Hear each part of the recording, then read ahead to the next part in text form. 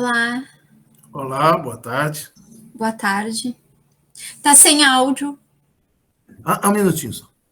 Não, o senhor tá, professora. A Elisângela tá sem áudio.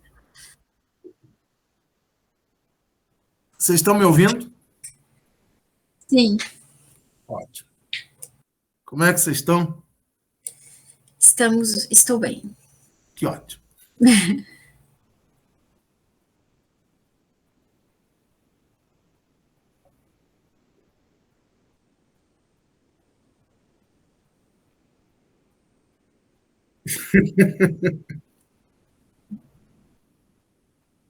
Que reunião foi essa?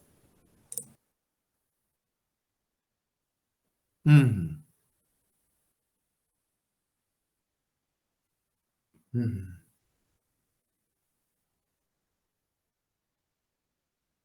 Sim.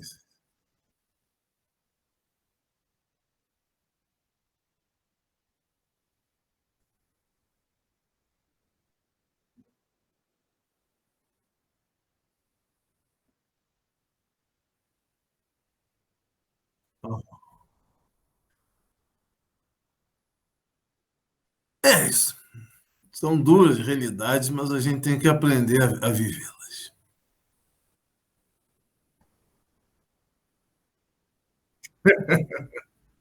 Tá certo.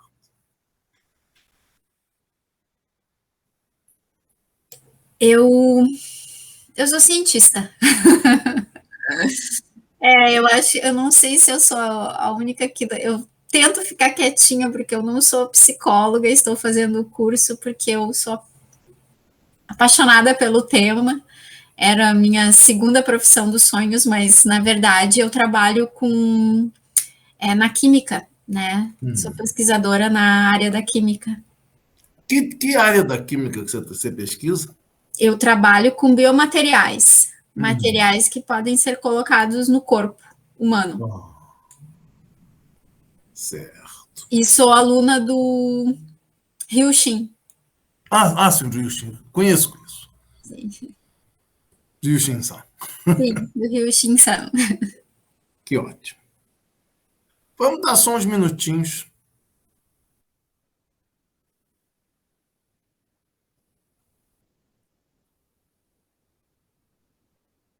Ele me explicou a situação. Eu já estou ciente de praticamente tudo que está rolando. É só dar mais uns minutinhos aí para ver se mais alguém vem. Senão ficamos só nós mesmos. Bom, todo mundo vai ter chance de ouvir a gravação.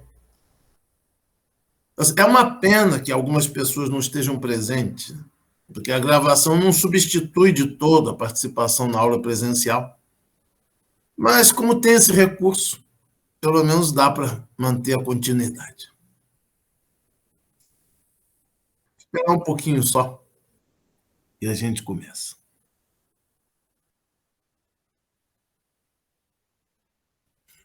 Ai, que bom! Ai, que legal! Ai, que bom! Ai, sério mesmo, eu achei que eu estava ali assim, nossa, gente, todos trabalham, são terapeutas, psicólogos. Boa Boa noite. noite. Boa noite. Boa noite. Tudo Ai, bem? puxa, que legal. Então é um grupo mais diverso. Sim. Isso aí. E vocês moram em Caxias? Caxias do Sul? Quantos graus tá aí?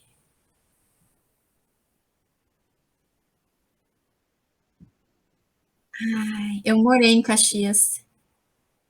Morei, trabalhei um pouquinho na UX, bem pouquinho só.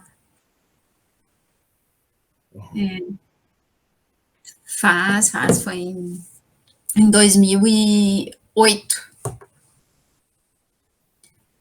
É bastante. Hum,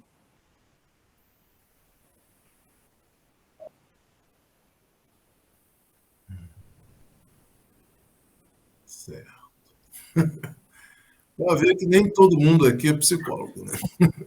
É, aqui, Aqui tá dizendo. Bah, aqui esquentou, gente. Professor, o senhor está em Porto Alegre? Não. Estou. Está. Eu estou em Porto Alegre. Está. Aqui está. Aqui tá 18. Oh. Aonde? Não. Já faz muito tempo que eu não moro no Rio de Janeiro. Eu morei no Rio de Janeiro há décadas atrás. Uma coisa é eu ter nascido no Rio de Janeiro, outra coisa é eu estar morando lá.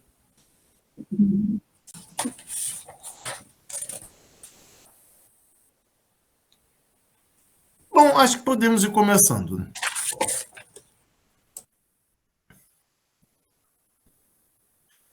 Ou então, a gravação já iniciou?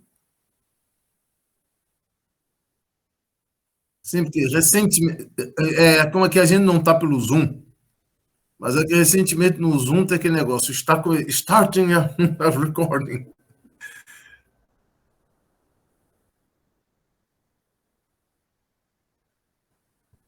Não estou vendo a bolinha. Verifica isso se está gravando. Não, para mim não aparece também. Não estou vendo bolinha vermelha, não.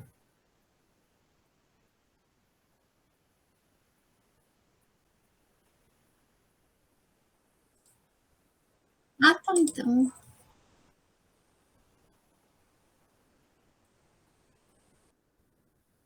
Sim.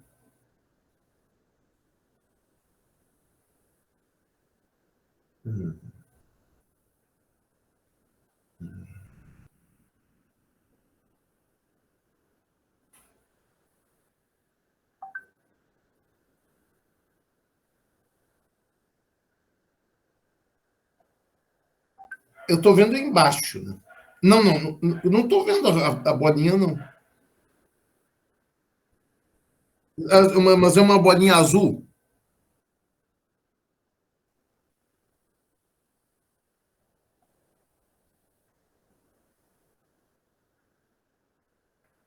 Não estou conseguindo ver. Pode ser que tenha, mas eu não estou conseguindo ver. Mas você tem como verificar se está gravando?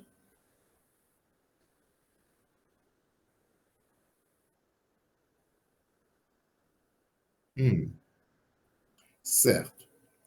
Bom, na pior das hipóteses, se não gravar, a gente refaz a aula em outro horário. Mas, em princípio, é importante que grave. Tá gravando. Certo. Mas tá gravando, prof. Certo. Então, sem mais delongas, vamos iniciar a aula de hoje. Muito boa tarde a todas e a todos. Vamos iniciar a terceira aula do nosso curso. Bom, muito obrigado também pela persistência, como é que se diz, pela tenacidade de manter o compromisso com todas as dificuldades de hoje. Isso é uma coisa fundamental, é uma coisa importante. Então, deixa apresentar a temática de hoje. A temática de hoje ela é complexa, mas eu acredito que ela seja mais simples de entender do que a da aula passada. Na aula passada, eu apresentei uma série de categorias do abdômen coxa. Vocês devem estar lembrados. Categorias que são importantes para você ter uma visão de conjunto da coisa. Se você não tem uma mínima visão de conjunto, fica difícil você se orientar. Agora, uma boa parte dessas categorias são dispensáveis em termos daquilo que a gente efetivamente está estudando. No primeiro momento, eu dou uma visão panorâmica, mas a partir da aula de hoje eu já pretendo restringir praticamente só aquilo que é importante, só aquilo que está em pauta. Bom, a partir de hoje, a aula de hoje, mais as duas seguintes, vão ser centradas em uma única temática. E essa temática só vai exigir que a gente tenha em mente duas categorias. Só tem duas categorias fundamentais que é importante a gente ter em mente. A primeira categoria é aquela que a gente já estudou na semana passada, que são os dharmas da mente, ou da consciência, que são aquelas 6 consciências que derivam da interação entre as 6 bases e os 6 objetivos. Isso a gente pode retomar, eventualmente. Caso vocês ainda tenham alguma dúvida, a gente sempre pode retomar sem dificuldade, sem obstáculo nenhum. Mas hoje nós vamos começar a trabalhar com a segunda categoria, que é a categoria chamada das funções mentais ou de funções da consciência. Ou seja, o cerne do nosso curso, se vocês tiverem em mente só essas 2 categorias, da mente e das funções mentais, ou da consciência, das funções da consciência, vocês praticamente já matam a questão quase toda. E é o que está em pauta nesse curso. Bom, já apresentando a questão, existe então, quer dizer, um pressuposto que eu vou procurar explicar hoje com o máximo detalhe possível, de que cada instante de cada uma dessas consciências é sempre acompanhado por um número indeterminado de fatores mentais. Quer dizer, as consciências nunca surgem sozinhas. Cada consciência ela sempre surge acompanada de alguns fatores mentais. Quer dizer, essa é a grande questão que é preciso colocar. Ou seja, as consciências são múltiplas. Nós temos 6 consciências, sendo que cada uma delas surge em um instante determinado. Não existe o mesmo instante que ocorram 2 consciências. E cada consciência ou cada instante mental é sempre acompanhado por uma certa quantidade de funções mentais. Esse é o grande pressuposto assim, da aula de hoje. Agora, eu vou descrever agora, rapidamente, o que seriam as diversas categorias em que as 46 funções mentais são divididas. Ou seja, por um lado, nós temos a categoria da mente ou da consciência, que são as 6 consciências. Por outro, nós temos a categoria das funções mentais ou das funções da consciência, que dentro do arcabouço da Dharmakosha são 46. Nós temos 46 funções. Bom, ainda, eu vou fazer primeiro uma descrição das diversas categorias ou das diversas subdivisões dessas funções mentais. A primeira delas, que vai ser a que nós vamos trabalhar hoje, são as chamadas Chitta Mahabhumika Dharmas, ou Dharmas da Grande Terra, que são 10 funções. A primeira categoria inclui só 10 funções. Bom, essas 10 funções, dentro assim, da compreensão tradicional da Dharma, elas são as funções mentais que aparecem necessariamente em todo e qualquer instante de consciência. Ou seja, qualquer instante de qualquer uma das 6 consciências sempre surge acompanhado necessariamente dessas 10 funções. Então, essa é a primeira categoria. Segunda categoria é aquilo que a gente poderia chamar as funções saudáveis da mente. Quer dizer, em sânscrito, Kushala Mahabhumika Dharmas, quer dizer, os dharmas da grande terra saudável, que são aqueles dharmas que, caso eles sejam corretamente cultivados e praticados, eles conduzem a um gradual enfraquecimento e uma eventual superação, uma eventual ruptura com o samsara. Então, são os dharmas a serem cultivados e fortalecidos, as funções mentais a serem cultivadas e fortalecidas. Evidentemente, só alguns instantes mentais são acompanhados por essas funções. E elas também são 10 funções em linhas gerais. Bom, os próximos são as chamadas funções não saudáveis. Mas aí não saudáveis no sentido assim estrito do termo. Ou seja, os Klesha Mahabhumika Dharmas, quer dizer, os dharmas da grande terra dos Kleshas, são aquelas 6 funções que conduzem necessariamente à continuidade do sofrimento, à continuidade do samsara, à continuidade desse círculo vicioso que é o samsara. Então, essas funções não saudáveis ou cleixas, elas precisam ser enfraquecidas e eventualmente suprimidas, eliminadas. A quarta categoria é quase assim uma subdivisão dessa terça categoria, que são os chamados dharmas não saudáveis, ou akushalamar bhumika dharmas, os grandes dharmas não saudáveis. Aqui são só duas funções mentais. Mas essas duas funções mentais têm uma característica um pouco diferente das 6 anteriores. Porque se as 6 anteriores, se a gente usar uma linguagem psicológica, são dominantemente intrapsíquicas, quer dizer, são fatores que ocorrem no interior dos processos mentais, essas duas funções a que eu me referi agora, elas estão ligadas à nossa interação social, à nossa interação com o outro. Então, elas têm uma dimensão mais intersubjetiva do que propriamente intrapsíquica ou psicológica. Bom, tem uma quinta categoria, que é a dos chamados kleshas dependentes, que são os chamados upakleshas. Essa categoria inclui 10 funções. E essa começa uma categoria muito complexa. Ela não vai ser abordada no nosso curso, dado o seu caráter introdutório.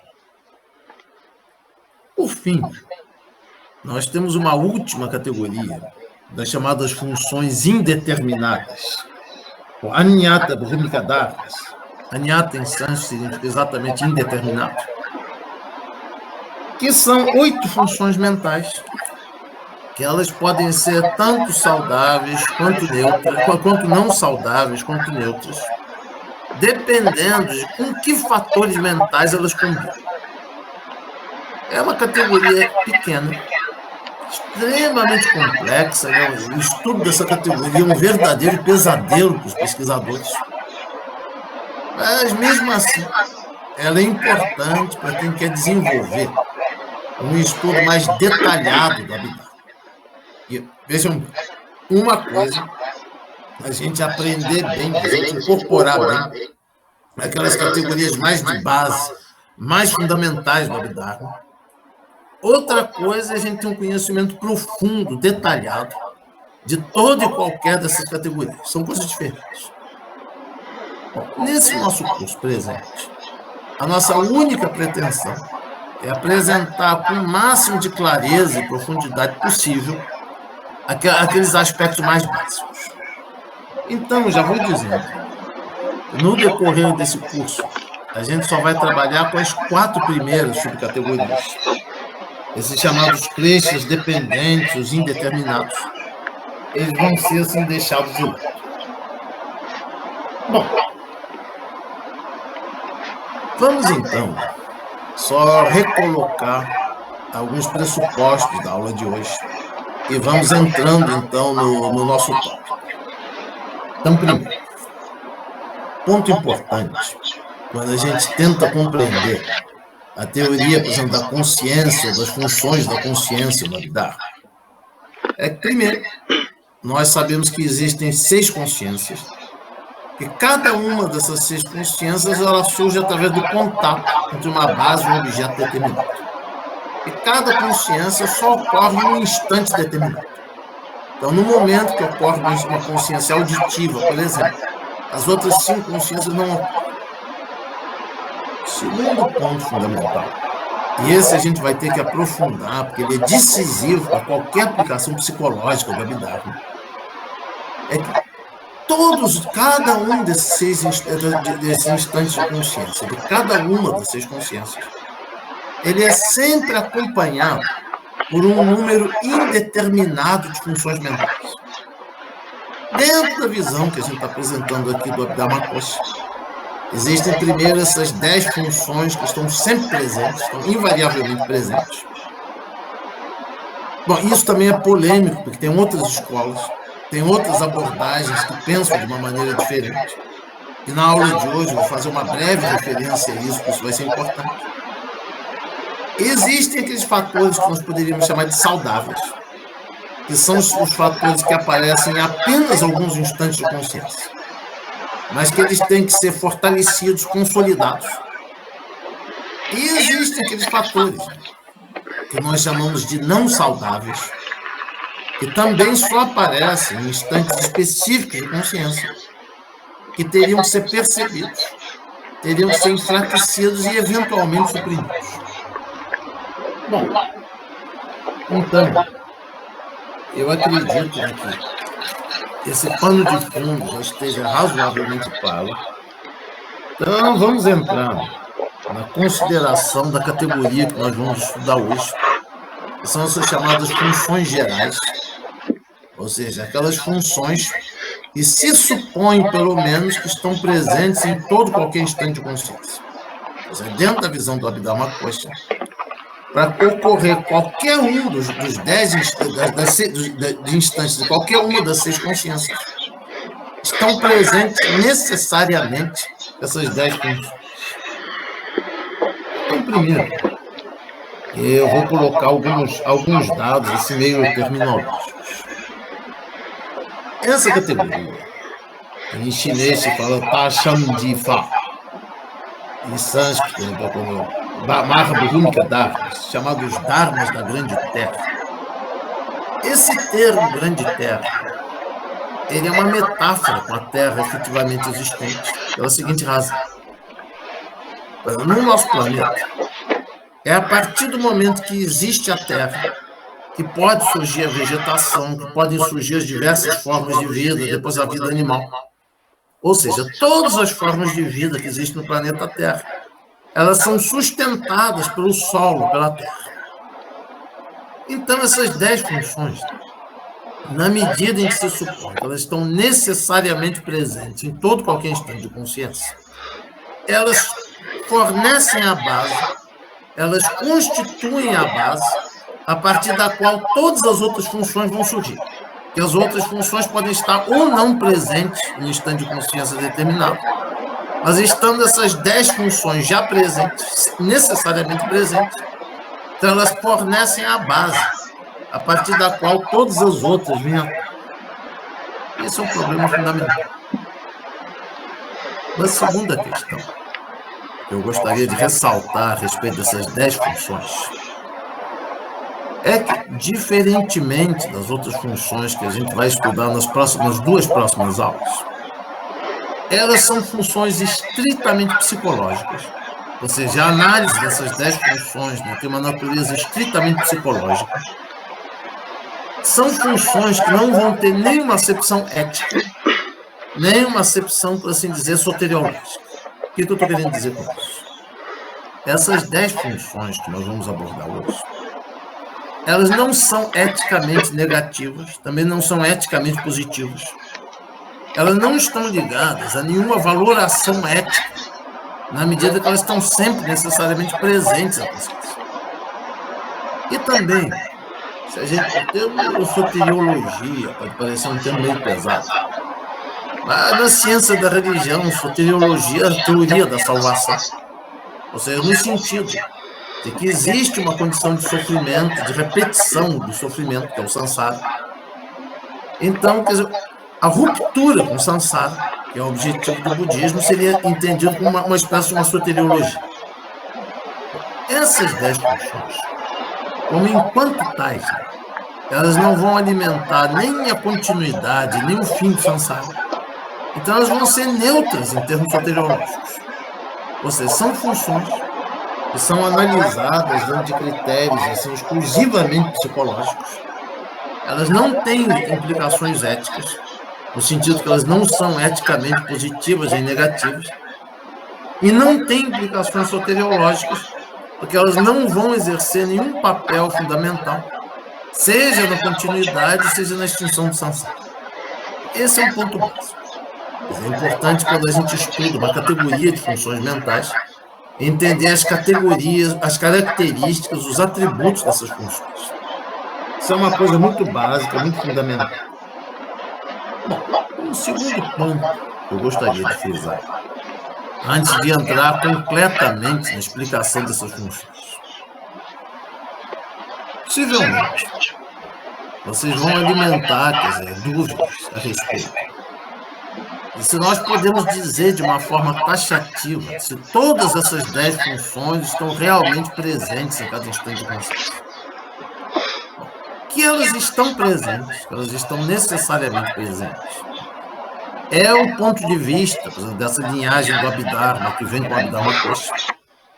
Mas eu gostaria de ressaltar que esse assunto não deve ser abordado de uma forma dogmática, porque existem outras escolas que encaram esse problema de outra maneira.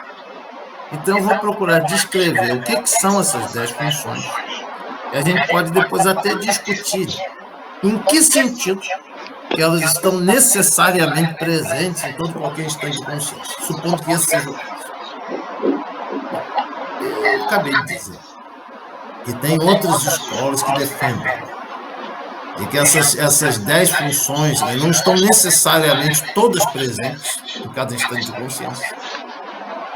E tem um exemplo aqui muito importante de uma escola que vem a partir do Abhidharma Kosha, que se desenvolve a partir dessas premissas, mas que vai apresentar uma visão crítica dessas premissas, que é a chamada escola Yogacara do budismo Mahayana.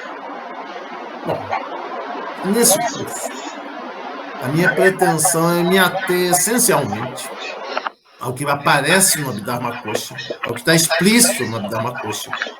Eu vou evitar trabalhar com outras escolas, com outras abordagens, mas eu vou abrir uma exceção na aula de hoje, por uma razão muito importante. Se a gente compreender minimamente o que são essas 10 funções que se supõe que estejam presentes em todo qualquer instante de consciência, e se eu apresentar mais para o final da aula a visão da escola Yogacara, que divide essas 10 funções em 2 categorias de 5, ou seja, as primeiras 5 estariam realmente presentes em todo qualquer instante de consciência. As outras 5 podem estar ou não presentes.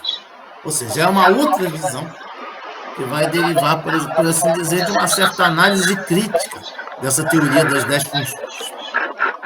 Vai ser a única aula nesse curso que eu vou me referir à escola Yogacara, eu vou me referir a uma outra visão que é do Abhidharma Kosha, porque ela apresenta um contraste muito claro que ajuda muito a gente a pensar a natureza do problema.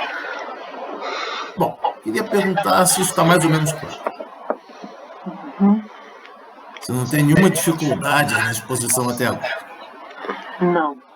Ótimo. Então, vamos enumerar lentamente essas 10 funções da aula de hoje. Ou seja, essas 10 funções que se supõe que estão presentes em todo qualquer instante de consciência, que são éticas e soteriologicamente neutras, ou seja, que são as únicas funções mentais dentro do Abhidharma Kosha que são trabalhadas dentro de uma perspectiva estritamente psicológica. A primeira das 10 funções, a gente pode traduzir em português por sensação. Em sânscrito, Vedana, e em chinês, Shou. Para quem tem alguma familiaridade com as análises do pensamento budista, Vedana, ou sensação, é o segundo dos 5 agregados. A gente já pode situar essa função mental dentro dos 5 agregados. E ela geralmente é uma coisa interessante. Incluindo a Abhidharma Kosha, as definições da sensação na literatura do Abhidharma são muito breves, são muito simples. Ou seja, basicamente a única descrição que aparece é que existem as sensações dolorosas, as sensações prazerosas e as sensações neutras. É verdade, eu não vou entrar aqui no assunto, porque não vem ao caso. Existe um outro tratado de Abhidharma, chamado Satyasiddhi Shastra, que desenvolve uma análise extremamente detalhada da sensação, abordando uma série de outras características que os outros tratados geralmente não abordam. Mas aqui é a coisa mais simples. Vamos supor, referendando na prática da meditação. Você está sentado em meditação. É claro que em determinados momentos você vai sentir sensações de mal-estar, de desconforto. Seriam sensações, por assim dizer, dolorosas. Em outros momentos, você vai sentir sensações de bem-estar, de relaxamento, que são as sensações, por assim dizer, prazerosas. E vão ter as sensações neutras, quer dizer, aquelas que você vai sentir como alguma coisa que não te proporciona nem conforto, nem desconforto, nem dor, nem prazer. Essa primeira das 10 funções mentais é extremamente simples. E essa é uma das razões que, possivelmente, ela sempre é descrita de uma forma muito sucinta, muito breve, em quase todos os tratados de Abdel. Bom, esse é o primeiro. A segunda é traduzida de diferentes maneiras, dependendo dos tradutores, que eu traduzo como identificação. Quer dizer, em sânscrito, sandhi, em chinês, xiang. Essa aqui é o terceiro dos 5 agregados, sandhi, ou identificação. Sandhi já possui um atributo, uma característica bem mais complexa do que, por exemplo, a sensação. Que sandhi implica na captação das características do objeto percebido. Está em sânscrito, por exemplo. A característica, alguma coisa que nos permite descrever um determinado objeto como diferente de outros, é laksana. Sandhi é a função mental que, por assim dizer, capta as características do objeto percebido. Bom, nesse sentido, a sandhi já é uma função bem mais complexa, ou seja, a identificação é uma função bem mais complexa do que a sensação. Terceiro, eu traduzo como atividade, embora essa tradução certamente possa ser polêmica. Em sânscrito, chetana, em chinês, shi, é definida vagamente como uma atividade volitiva da mente. Ou seja, se a função anterior é uma função que capta as características dos diversos objetos percebidos, então a atividade mental, ou chetana, é uma forma, assim, como é que se diz? É uma atividade da vontade. Ela implica uma vontade, um desejo em relação ao objeto percebido. Quarta função mental. Eu gostaria que vocês prestassem uma atenção especial. Porque vejam, as outras funções mentais, a gente pode discutir se elas realmente estão presentes ou não nos diversos instantes de consciência. Pode inclusive existiu no passado muita polêmica a esse respeito. Mas a quarta função mental, que é o contato, ou seja, em sânscrito, spasha, em chinês, sa, contato. Vocês devem se lembrar daquele esquema das 18 esferas, das 6 consciências. Toda e qualquer consciência surge do contato entre uma base e um objeto específico. Mas o que isso significa? Supondo que essa compreensão da consciência esteja correta, que é um fato, né, que todo e qualquer instante de consciência surge do contato entre uma base e um objeto específico, a conclusão é que não pode existir consciência sem contato. Ou seja, se você puder refutar essa teoria, se você puder mostrar que o surgimento das consciências não se dá em função do contato entre uma base e um objeto, isso tudo cai por terra. Mas, se a gente for pressupor a concepção budista tradicional da consciência, que coloca que cada uma das 6 consciências surge a partir do contato entre uma base e um objeto específico, então, num certo sentido, o contato é o pressuposto mesmo da consciência. Então, não tem como não existir o contato em todo e qualquer instante de consciência.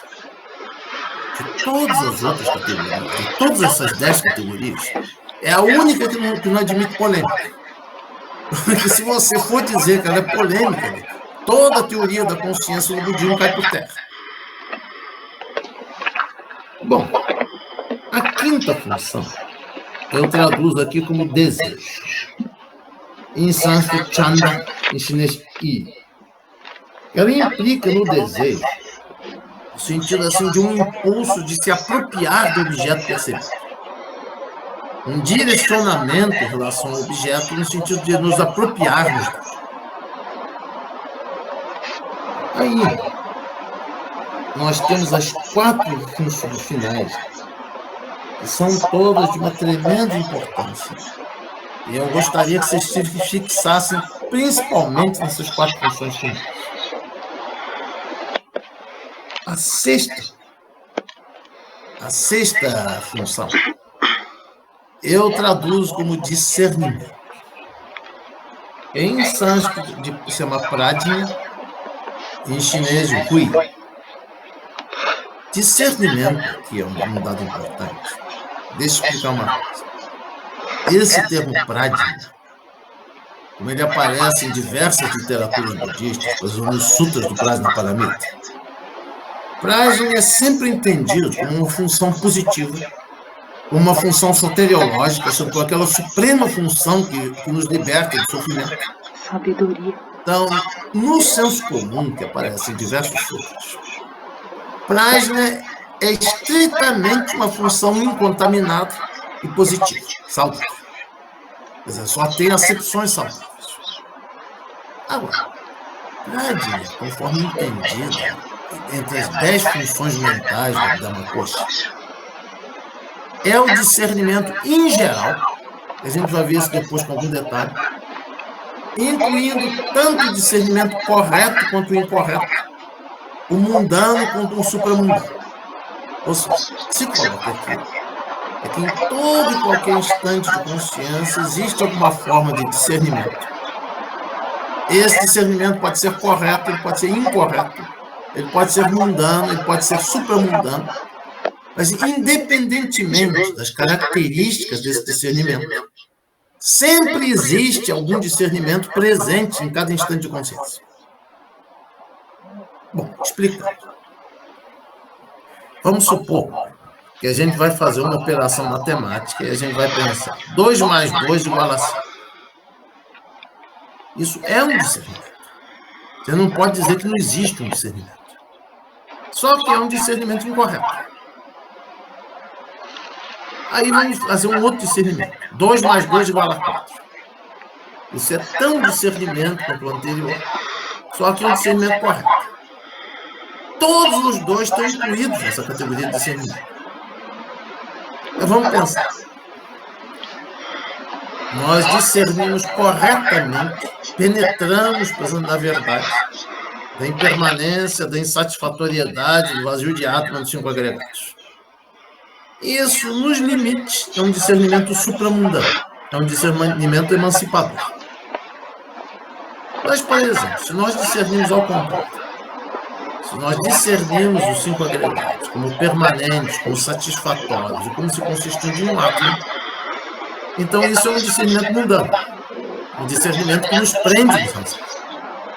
Então, diferentemente, por exemplo, da literatura do Prajnaparamita, no Sutra do Mahayana, em que o prajna é empregado quase que exclusivamente na acepção positiva supramundana, prajna aqui, dentro desse quadro das 10 funções mentais, ele significa discernimento em geral, independentemente se o discernimento é correto ou incorreto, mundano ou supramundano. Isso é importante, porque é dessa maneira que o Abhidharma trabalha com esses problemas. Bom, a sétima função vai ser a memória. Aí essa função fica muito mais clara, por exemplo, na análise yogativa. E vamos pensar o seguinte. A gente tem primeiro o sandhya, que é a captação de um objeto. Então vamos supor, em um determinado momento específico, a função mental sandhya, ou identificação, ela capta um determinado objeto. Mas no caso de sandhya, existe a captação apenas nesse instante. A memória é a função mental que retém esse objeto na consciência. Quer dizer, então vamos supor, eu estou aqui diante da minha escrivaninha, aí de repente eu vejo um objeto que tem a cor vermelha. A captação do vermelho só se dá nesse instante que isso ocorreu. Agora, smrt, memória, smrt, memória, é o processo de gravar esse vermelho no meu fluxo de consciência, de forma que essa imagem não desapareça, que ela seja preservada dentro da minha atividade mental. Então, uma coisa é você perceber a cor vermelha num instante determinado.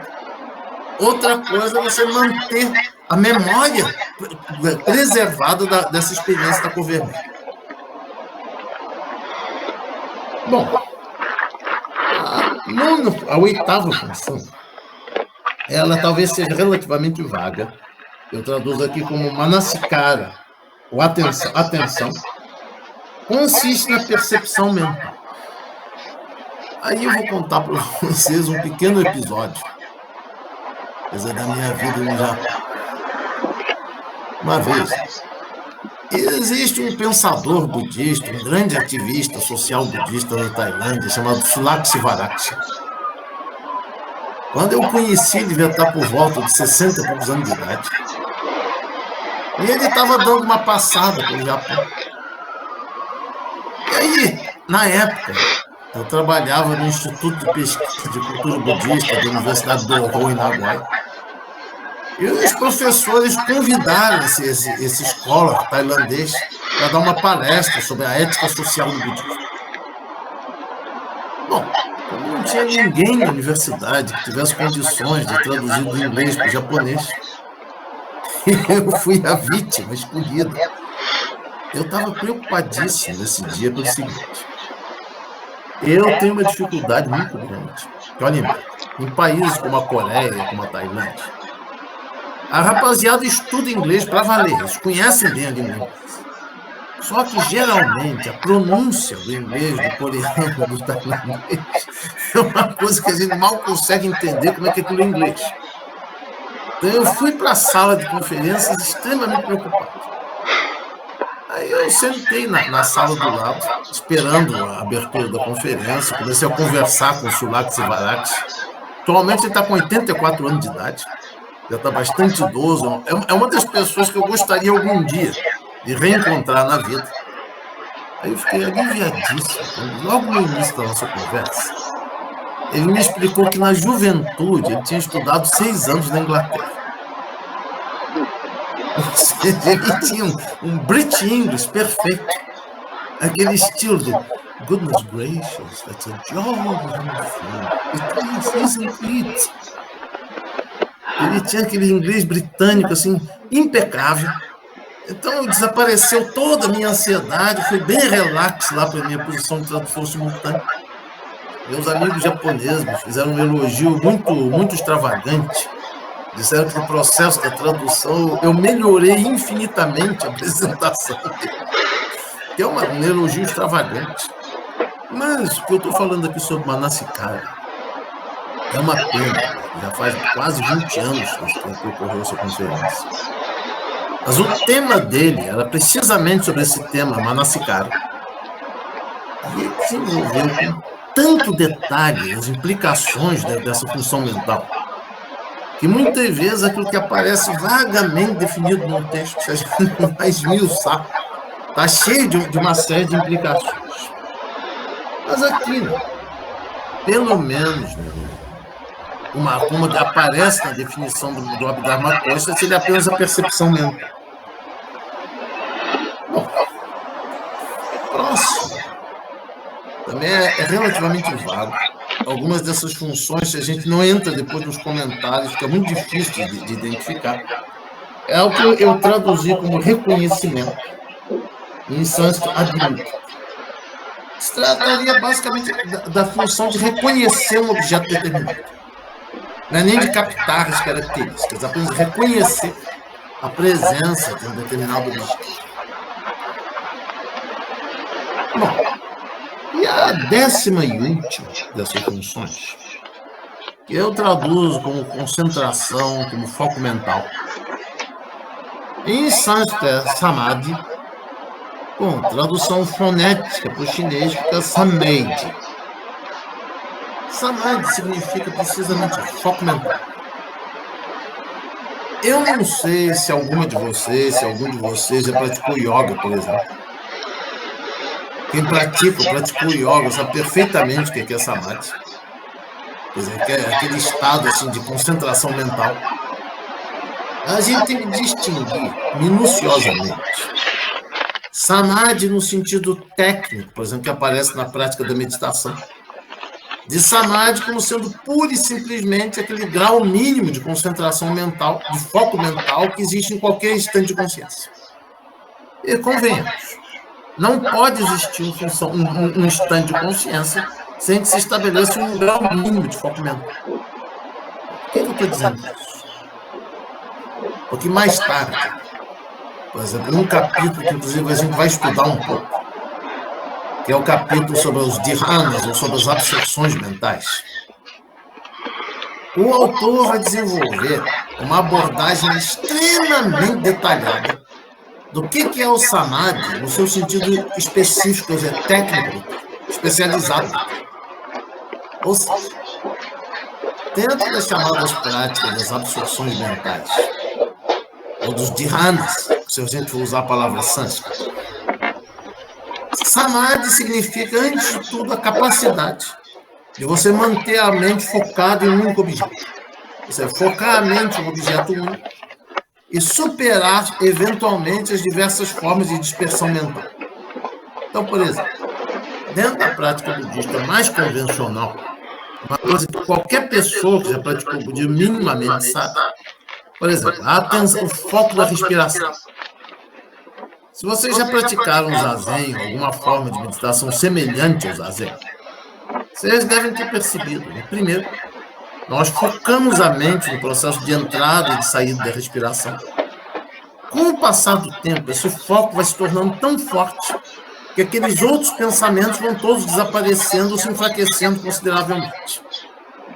Em função disso, nós temos aquela prática especializada das dhyānas, dos samadhis, que às vezes eles chegam a um nível de profundidade tal, né, que os cinco consciências sensoriais são desligados. A sexta consciência, a consciência mental, fica completamente focada em si. E os cinco sentidos são completamente desligados. No yoga, por exemplo, no Yoga Sutra de Patanjali, nós temos descrições semelhantes do samadhi. Mas tudo isso é o samadhi entendido na acepção técnica, né, de práticas especializadas. Por exemplo, sejam os dhyānas budistas, seja o samadhi como dentro do Ashtanga Yoga, quer dizer, do yoga dos 8 membros. Tudo isso são capacidades duramente cultivadas através de um treinamento muito intenso. Agora, o samadhi, que nós estamos nos referindo aqui, como uma das 10 funções mentais, não é, nesse sentido, uma função mental cultivada com detalhe. É pura e simplesmente aquele grau mínimo de foco mental que está necessariamente presente em todo qualquer instante de consciência. Bom, nos aproximando do final dessa sessão da aula, eu diria o seguinte: certamente vocês podem apresentar objeções, por exemplo, e se algumas dessas funções mentais estão realmente presentes em todo qualquer instante de consciência. Vocês podem colocar uma série de outras objeções. Mas o que importa para o propósito assim, do início do nosso aprendizado é que dentro do Abhidharma Kosha se pressupõe que mesmo que algumas dessas funções estejam até precariamente definidas, que todas elas estão presentes em todo qualquer instante de consciência. Isso é geralmente considerado como axiomático. Agora, dessas 10, tem 3 funções aqui que eu quero destacar em especial. Eu acredito que elas vão ter uma importância muito grande no nosso aprendizado a partir de agora. Das 10 funções, eu acredito que tem 3 que são de natureza fundamental. Primeira é precisamente o contato. Ou seja, Supondo que a teoria budista da consciência esteja correta, que ela se assente em cima de fundamentos corretos. Então, se nós temos as 18 esferas, e se cada uma das 6 consciências surge em função do contato entre uma base e um objeto específico, por exemplo, uma consciência auditiva, surge necessariamente do contato entre o órgão da audição e um som. Supondo que seja assim, e eu pessoalmente não tenho a menor dúvida que seja, embora eu esteja, claro que eu esteja aberto para objeções e para críticas, então, necessariamente, o contato ele é constitutivo da própria gênese da consciência. Então, é muito fácil de entender por que não pode ter consciência sem contato. Segunda categoria é precisamente essa categoria do prajna, do discernimento. Ou seja, não precisa ser um discernimento elaborado, profundo, trabalhado. Mas se supõe que em todo e qualquer instante de consciência está presente alguma forma, mesmo que tosca, de discernimento dos objetos presentes nessa experiência da consciência.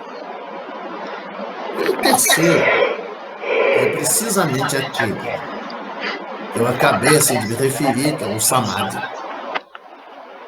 Que eu repito, samadhi, por exemplo, no 8º capítulo, que é o capítulo sobre as absorções meditativas, samadhi é definido como foco em um único objeto. Então, por exemplo, você pode colocar um objeto diante de si, por exemplo, uma roda, um círculo. Aí você senta na frente dessa roda, desse círculo, você mantém a atenção completamente voltada para o círculo. E esse foco vai se fortalecendo de uma maneira tal que os pensamentos que ocorrem gradualmente rareando, até que se atinge um estágio assim, de um foco perfeito. Isso é a própria definição de dhyana. Isso tem os 4 dhyanas, os 4 samapatis, tem diversas modalidades que eu não vou entrar aqui, que não é o caso. Mas samadhi, nesse caso das 10 funções da Dhammakosha, significa pura e simplesmente aquele grau mínimo de absorção mental, de atenção mental, de foco mental, está presente em todo e qualquer instante de consciência. Porque, convenhamos, eu acho difícil que possa existir um instante de consciência sem algum nível de atenção e de foco mental. Bom, agora nós já vamos nos encaminhando para a parte final da aula de hoje. Hoje eu vou abrir uma exceção, até em função do caráter difícil de compreender, do caráter polêmico dessa teoria das 10 funções. Vamos pensar o seguinte. O Abhidhamma, ele pretende ser a forma de pensamento, de análise, de estudo rigoroso dentro do budismo. O Abhidhamma não é uma coisa solta, não é uma coisa frouxa, não é uma coisa mais ou menos. Ele tem a pretensão, quer dizer, de ser uma análise de rigor, de ser uma análise rigorosa da mente, das funções mentais. Então, uma coisa que é importante a gente ter clareza. Diversas linhagens do Abhidhamma têm compreensões diferentes, têm compreensões, inclusive, até mesmo divergentes a respeito dessas funções mentais. Ou seja, como o Abhidhamma Kosha está situado numa tradição chamada Sarvastivada, que é uma das grandes tradições do Abhidhamma, e essa tradição pressupõe a presença dessas 10 funções mentais. Então, em concordância com essa tradição, ele também defende essa posição. Mas tem outras linhagens do Abhidhamma que defendem isso, quer dizer, de outras maneiras. E hoje vai ser a única exceção que eu pretendo fazer no curso. Eu vou desenvolver um pouquinho sobre como essas 10 funções foram desmembradas em 2 grupos de 5 por uma escola tardia, que deriva da mesma linhagem da Dhammakosha, mas que vai apresentar uma forma de compreensão bastante diferente. Vejam bem, contando mais uma história. A escola Yogacara é uma escola importantíssima no cenário do budismo chinês e japonês. Mas é uma escola que vai surgir no norte da Índia, naquela região que na antiguidade era chamada de Gandhara. Gandhara, essa região do norte da Índia, ela apresenta, inclusive, uma relação muito profunda com o universo greco-romano. Vocês devem se lembrar. Alexandre o Grande, quando ele expandiu o Império, ele chegou a dominar, incluir no seu império regiões da Índia. E Gandhara foi uma das regiões mais importantes, quer dizer, dentro do Império Alexandre. E é uma coisa muito interessante, porque em Gandhara, pouca gente sabe disso, ocorreu um relacionamento muito forte entre o budismo e a cultura grega. Tanto que tem vários autores que falam até de cultura greco-búdica. E tem literatura que aponta para isso claramente, assim, na época. Mas, vejam bem isso. Em Gandhara, nós tínhamos a escola dos Sarvastivadins, que é a escola de onde vem o Abhidharma Kosha. Mas na periferia de Gandhara, aliás, na periferia dos Sarvastivadins de Gandhara, existiam grupos de yogis que praticavam yoga e que entraram em diálogo com os monges dessa escola. Bom, como eles relacionavam fortemente a prática do yoga com essa análise da mente, das funções mentais, eles começaram a compreender a questão sob um prisma um pouco distante. O que fez que essa escola chamada Yogacara ela desenvolvesse uma forma de compreensão da consciência, das funções da consciência, bastante diferente daquela que aparece, por exemplo, no Abhidharma Kosha. Como eu acho que a maneira como eles fizeram isso é extremamente ilustrativa, eu vou concluir a aula apresentando essa reformulação da teoria das 10 funções da consciência. Bom, os yogacharyas, eles dividiram, quer dizer, essas 10 funções, né, em 2 grupos distintos. Um que eles reconheceram, quer dizer, como sendo realmente universais. O primeiro grupo de 5, eles reconhecem plenamente que se fazem presentes em todo qualquer instante de consciência. O segundo grupo, eles vão chamar os de objetos distintos. Eles vão supor que aparecem apenas em alguns instantes, mas não necessariamente em todos. Agora, mais até do que essa divisão em 2 grupos, a maneira como eles compreendem o segundo grupo é que realmente assim chama a atenção. Bom, então, eu vou entrar aqui numa breve descrição desses 2 grupos separados, em que eles reconstruíram essa concepção das 10 funções. O primeiro grupo, ele não apresenta uma diferença muito grande com aquilo que a gente acabou de descrever. Ou seja, eu só vou descrever aqui, falar aqui por cima, isso não é a coisa mais importante. Então, por exemplo, o contato significa aquilo que surge da correlação entre a base, o objeto e a consciência. É mais ou menos a mesma definição.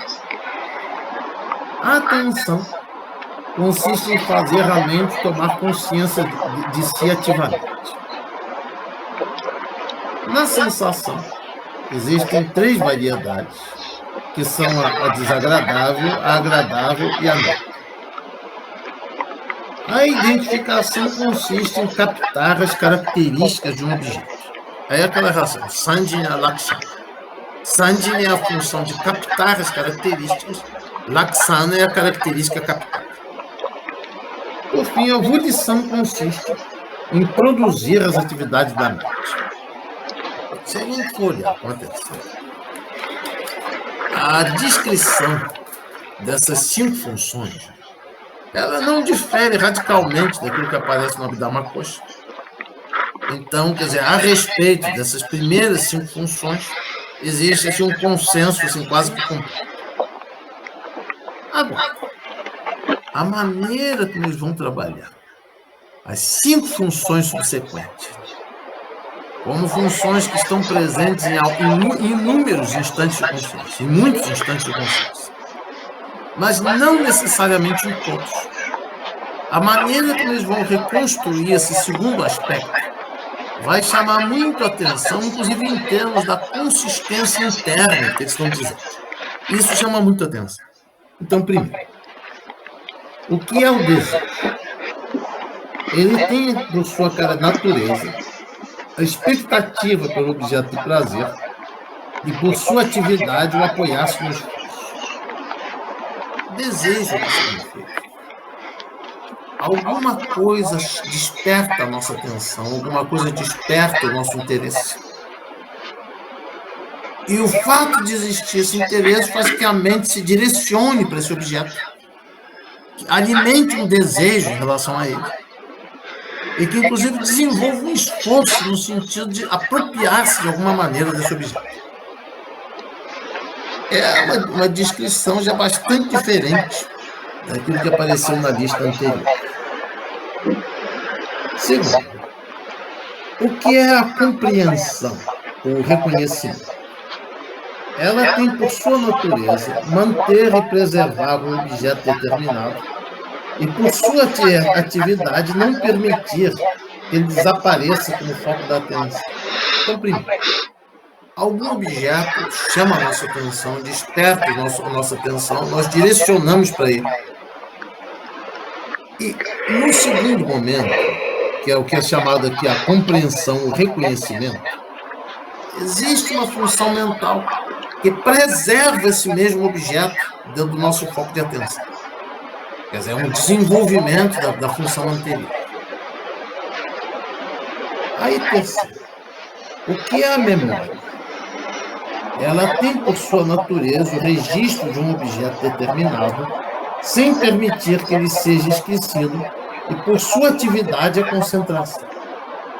Ou seja, se a compreensão ela capta o objeto, ela mantém a atenção no objeto, impede que ele desapareça, é natural se compreender que a memória é a função que mantém esse objeto dentro do fluxo de consciência, dentro de um processo temporal, impedindo que ele desapareça, impedindo que ele seja esquecido.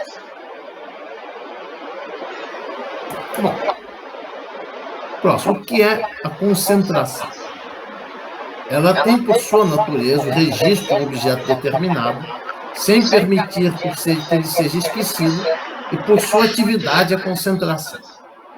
Então, na medida que existe a memória, e que a memória implica na retenção de um determinado objeto através do tempo, a concentração é aquela capacidade mental, é aquela função mental que não só mantém o objeto presente dentro da memória, como impede que ele seja esquecido. Ou seja, a memória, a concentração é aquela capacidade que mantém o objeto da memória presente e que foca a consciência cada vez mais nele. Por fim, o que é o discernimento? Sua natureza é discernir, analisar o seu objeto. Sua atividade é dissolver as dúvidas. Aí nós percebemos que o discernimento tem uma característica muito mais sofisticada nesse contexto, porque ele não é pura e simplesmente uma captação do objeto, nem uma retenção do objeto na mente, na memória, como objeto de atenção. Ele é um discernimento das características presentes no objeto. Ou seja, e a sua atividade seria dissolver as dúvidas a respeito da natureza desse objeto. Tudo isso pode parecer extremamente vago, extremamente genérico. Essa categoria das funções mentais gerais é a categoria mais difícil, em certo sentido. Porque as outras categorias, como elas são ou saudáveis ou não saudáveis, e como elas estão diretamente ligadas ao processo cognitivo mental, então elas são bastante concretas, elas são muito menos polêmicas, supondo que elas sejam polêmicas. Só que, para que nós possamos ter uma compreensão básica do que é essa teoria das funções mentais, e sem ela, a função da consciência, a teoria da consciência, fica uma coisa extremamente vaga no contexto do Abhidharma, a gente não precisa necessariamente decorar essas funções. Mas é importante um esforço de compreensão, pelo menos sobre o porquê que se considera essas 10 funções como onipresentes, estando presentes em todo e qualquer instante de consciência, e qual é a importância que ela tem na compreensão dos processos da consciência. Bom, é o que eu tinha para dizer hoje. A aula de hoje talvez seja a mais vaga de todas assim, no nosso curso. Nós podemos conversar um pouco no tempo que nos é dado. Obrigado.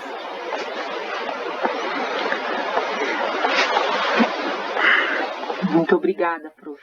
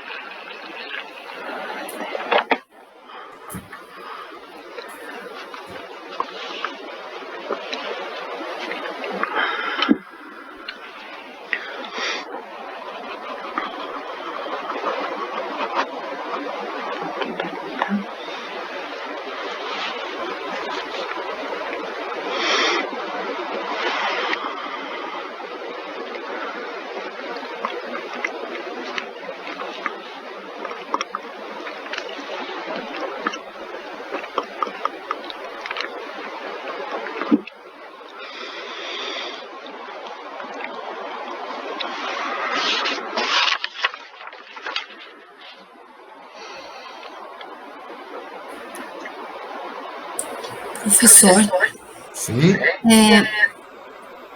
Obrigada.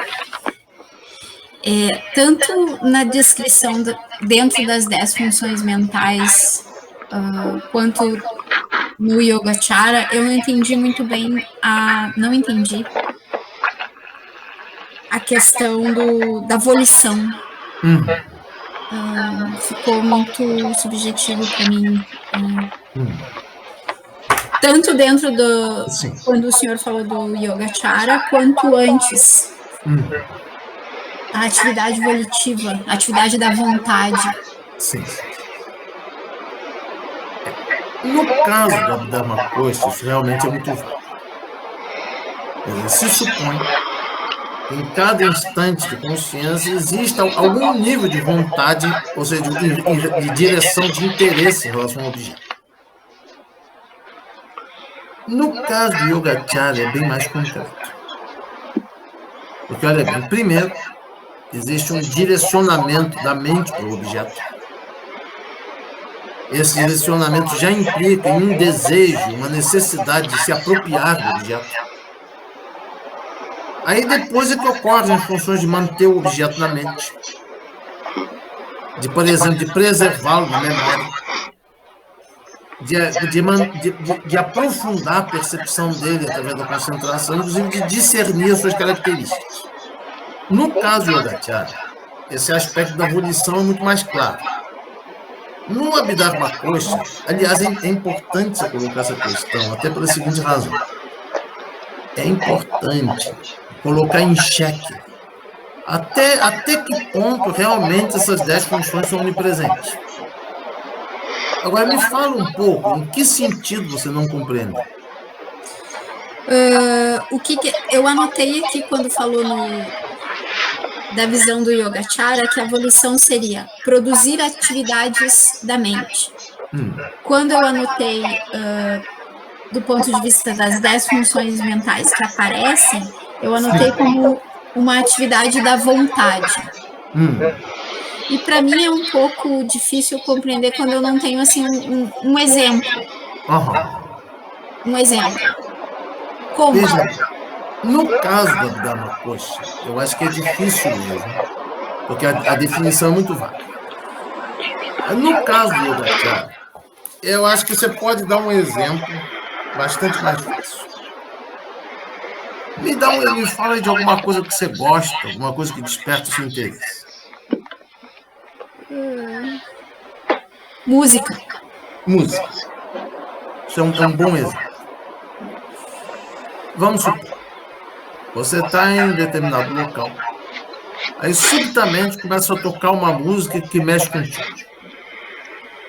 Você começa a ouvir uma música. Nesse momento, você ocorre a primeira dessas 5 funções mentais, que é o desejo. Ou seja, você quer se apropriar da música, você quer se apoderar dela, então a sua mente se direciona para a música. Se você ouve uma boa música, às vezes acontece até você esquecer tudo que está no teu entorno, aí toda a sua atenção está direcionada para ela como objeto de interesse, ou alguma coisa da qual você quer se apropriar. Bom, segundo esse momento,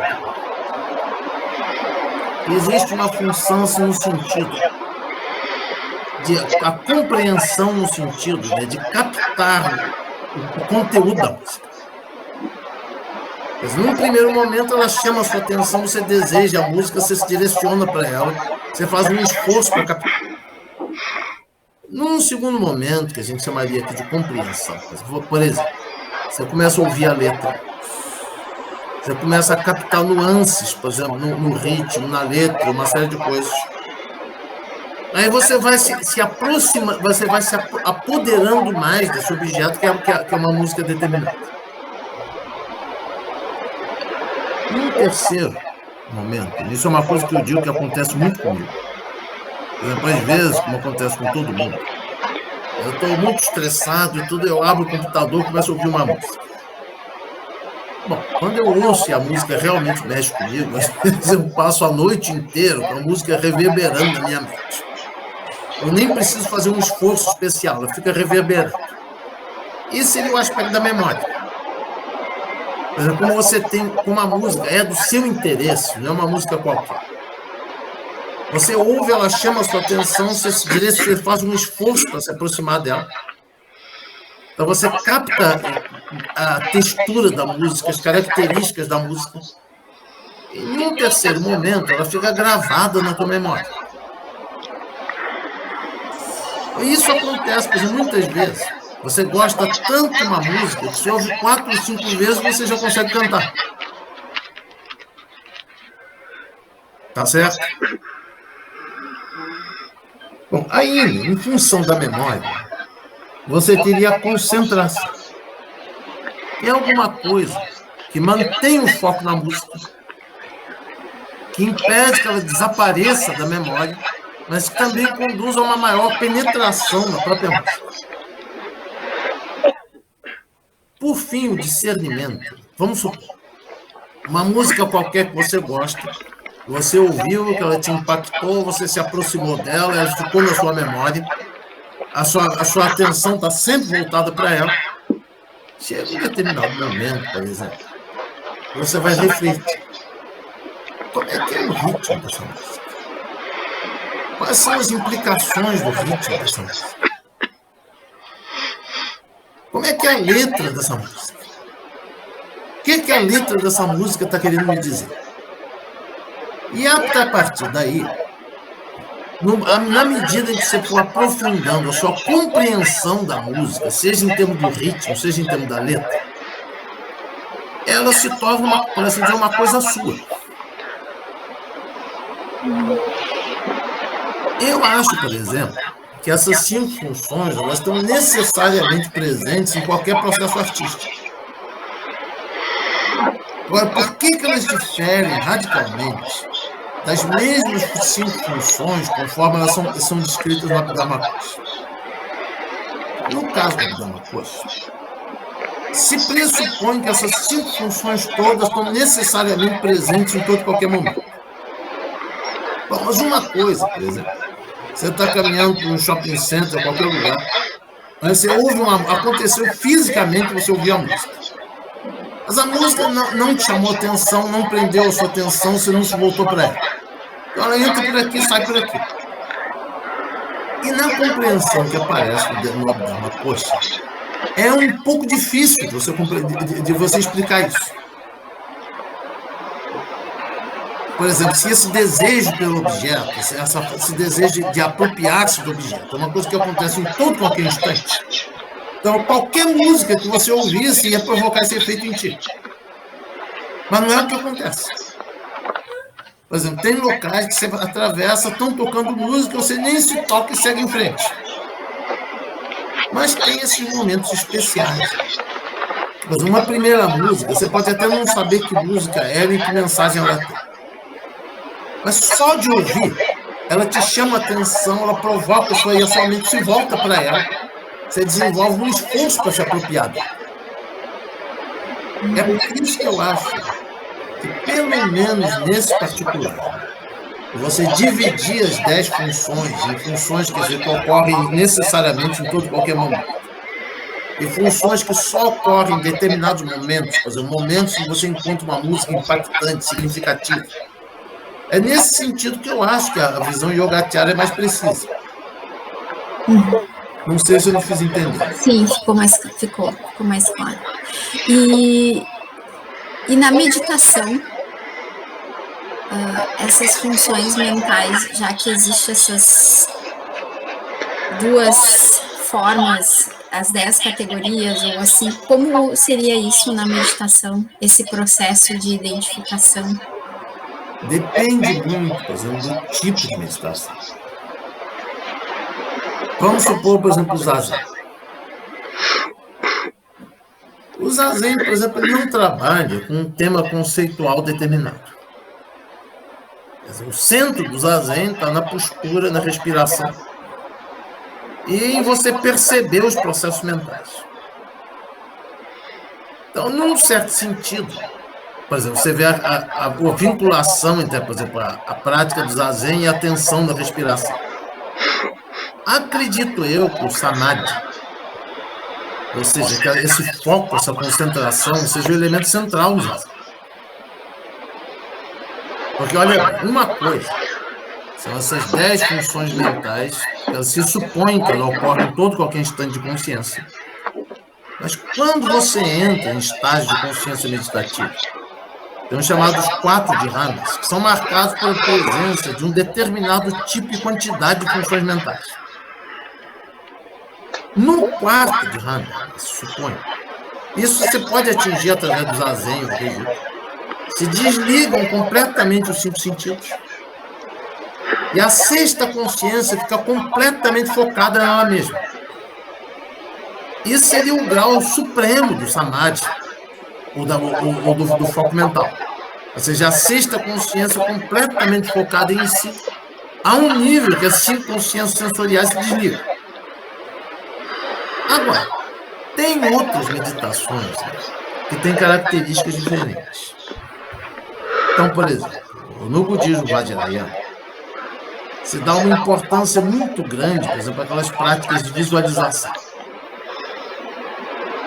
Quando você trabalha com a visualização, por exemplo, você tem uma imagem que tem uma série de características, e aí essa imagem, você pode tanto visualizar a deidade como alguma coisa que está na sua frente, como uma prática mais difícil, mais complexa, é você se visualizar como sendo a deidade. Há um ponto tal, né, que praticamente a sua consciência de si mesma desaparece, você vira a própria deidade enquanto você está praticando. Esse tipo de prática, como implica, por exemplo, em elementos simbólicos, implica em imagens, implica uma série de outras coisas, é muito mais próximo dessas 5 funções mentais que eu descrevi aqui. Então, por exemplo, você aprende a praticar sobre determinada deidade, essa deidade te impacta, ela te provoca um determinado interesse, um determinado engajamento. Aí, quando você começa a praticar, a imagem dessa deidade fica fixada na tua mente. Bom, no momento que ela se fixa, essas características da deidade vão gradualmente se fixando na sua memória, no seu processo mental. O que aumenta o grau de concentração, que na medida que isso tudo já está registrado pela memória, é muito mais fácil você captar as características simbólicas e magéticas da deidade. E, por fim, a questão aqui do discernimento. Todas essas deidades que se empregam no processo de meditação do Vajrayana, elas têm elementos simbólicos, elementos doutrinários, que você começa a pensar, a analisar esses elementos depois que você desenvolveu a prática em certo ponto. E aí é a mesma coisa que uma música. Você vai incorporando, internalizando as características da deidade da mesma forma que se internaliza uma música. Quer dizer, então, não dá para perguntar como é que é na meditação, porque existem meditações de natureza distinta. Por exemplo, o zazen. Basicamente, o zazen se define quase só pelo foco mental. Você não exerce outras coisas. Por exemplo, você senta, no início você começa a contar a respiração, depois você não precisa mais contar. A respiração entra e sai e a mente está completamente focada aí. Então, eu acredito que só o foco mental já explica o essencial do zazen. Inclusive porque as outras funções ficam amortecidas, que você está focado só na respiração. Agora, numa meditação, por exemplo, Vajrayana, que você trabalha com a deidade, primeiro, existem conteúdos complexos, conteúdos simbólicos complexos, que têm que ser primeiro visualizados, incorporados, mas também posteriormente compreendidos. Daí que eu acho, não é por acaso, mas essa segunda categoria que a escola Yogacara divide as 10 funções mentais, eu acho que ela tem tudo a ver, por exemplo, com a prática da visualização do Vajrayana.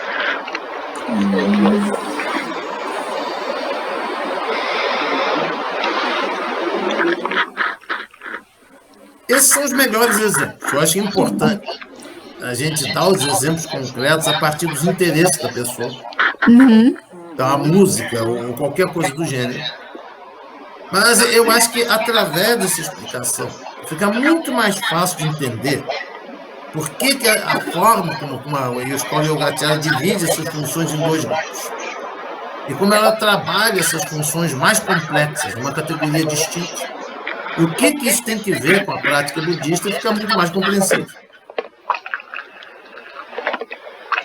Por isso que eu achei, como o curso é sobre o Abhidharma Kosa, eu estou tentando me restringir quase exclusivamente ao texto do Abhidharma Kosa. Mas como essa categoria das funções gerais, das funções onipresentes, ela tem alguma coisa de vago, você explica, sempre fica dúvida. Você não tem muita clareza só a partir da explicação. Então, introduzindo a explicação em Yogacara, fica muito mais claro. Sensei, então, aí essas 10 funções, numa tomada de decisão, todas constam, porque consta em cada instante da consciência. Então, qualquer tomada de decisão, eu vou bater no cachorro, consta, esse instante consta as 10 funções. Na visão do Abhidharma Kosa, sim. Na visão do Yogacara, aí é interessante, por exemplo, bater no cachorro. Usei uma frase ruim, mas enfim. Não, mas que é tão aplicável quanto a outra. Eu amo animais. Eu sei, mas por mais que você ame animais, e talvez até por causa disso, é natural que de vez em quando você fique com um pouquinho de raiva deles. Você é um bichinho amado, de estimação, fazer alguma coisa, né? Não muito estimada. E o que importa, olha, eu já esclareci, que essa categoria das 10 funções, ou das 5 é uma categoria basicamente psicológica. Então, a gente não está trabalhando aqui, né, por exemplo, os aspectos valorativos. Mas, por exemplo, você está zangada com o seu cachorro. Isso significa que surgiu um direcionamento, um interesse em relação ao cachorro. E que você precisa fazer algum esforço para abordar o cachorro.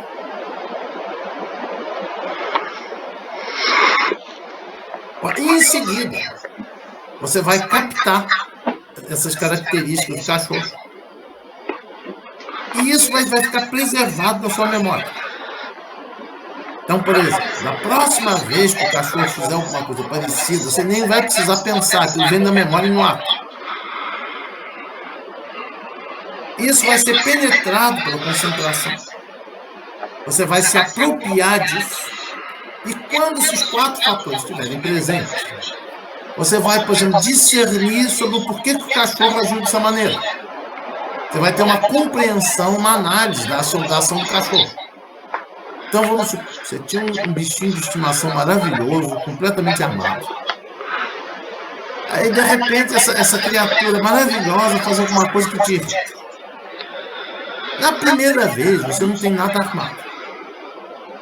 Você tem esse sentimento esquisito, você entra com todo esse processo, mas uma vez você já tenha passado por essa experiência, e você já tenha, inclusive, desenvolvido um discernimento sobre por que o cachorro funciona nesse momento, próxima vez que ele fizer, você já tem um esquema mental todo armado. E a meditação zazen desconstrói esse processo com a prática diária. Eu acho difícil que o zazen vai acabar com a tua vontade de bater no cachorro. Mas isso é um tema polêmico. Mas o caso, né, o zazen, no caso, né, não é nem tanto o desconstruir. O zazen tem um duplo efeito. Primeiro, a gente geralmente tem a mente dispersa. A mente está indo para lá e para cá. Quando você começa a praticar o zazen, quando você vai desenvolvendo, por exemplo, aquele foco intenso na respiração, por um lado, a dispersão mental vai enfraquecendo, até um ponto que você chega a um grau quase que de concentração absoluta no objeto que é a respiração. Esse é o primeiro benefício do zazen. Segundo benefício, que aí tem tudo que ver com o problema do cachorro. Veja bem o seguinte. Nós geralmente temos aquela ideia de que existe um pensador que pensa os pensamentos. Então, quando aparece o pensamento de raiva do cachorro, eu me agarro no pensamento e dá sempre a mesma conclusão. A prática do zazen, na medida que você desenvolve o foco mental, que você vai superando essa tendência na dispersão, primeiro que você vai começar a perceber que não existe o pensador dos pensamentos. Os pensamentos vão e vêm. O pensamento surge e se extingue. Vem um outro pensamento que também se extingue. E com isso, fica muito mais fácil perceber o instante que você está com raiva do cachorro e não bater nele de novo, por exemplo.